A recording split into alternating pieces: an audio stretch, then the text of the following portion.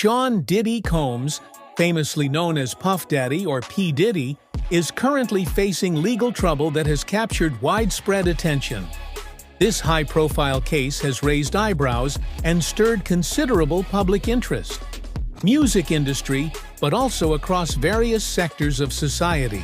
The charges against Combs, which involve sex trafficking and racketeering, have led to a wave of resurfaced content, including an odd interrogation video from 2018 that now has people re-evaluating its significance in light of these accusations.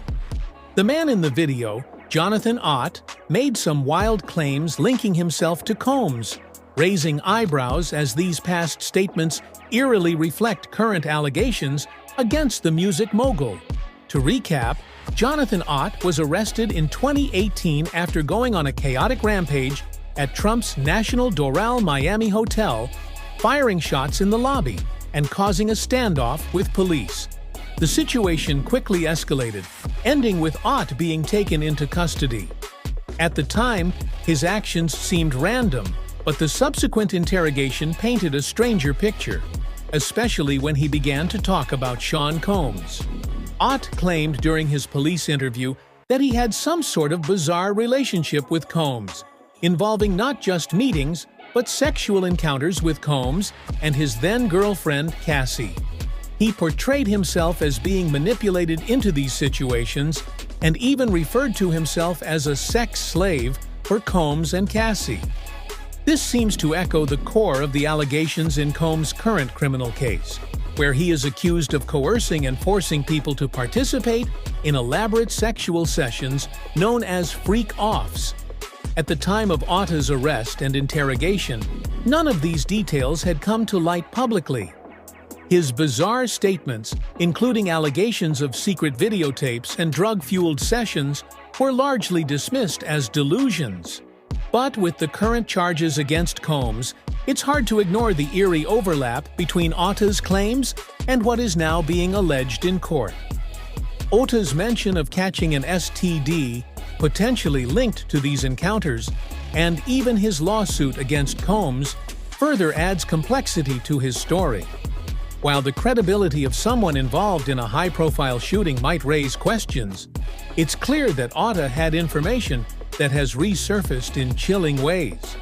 His involvement in the story may suggest that he could be a witness in future proceedings, although his mental stability and reliability would likely be intensely scrutinized.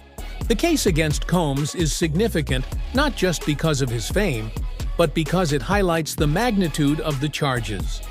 The Southern District of New York, known for airtight cases, is handling the investigation, which indicates they have substantial evidence against Combs. If Otta's statements hold any weight in these proceedings, it could potentially deepen the investigation, revealing more about the hidden life of one of music's biggest names.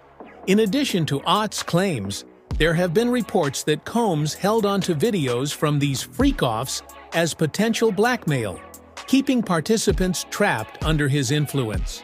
These parties, often fueled by drugs, were elaborate, with cameras set up to record everything. While Combs' defense team will undoubtedly challenge these accusations, the fact that some of Otta's statements from years ago align with the current case could be a troubling sign for the mogul. It's difficult to say where this case will lead, but it's clear that Sean Combs is facing an uphill battle. As more evidence comes to light, including possibly corroborating testimony from people like Otta, the picture being painted of Combs' private life is far from flattering. While many had previously seen him as a music icon and businessman, the allegations suggest a darker side to his persona, one that could have far-reaching consequences. The public will no doubt continue to speculate as this case unfolds.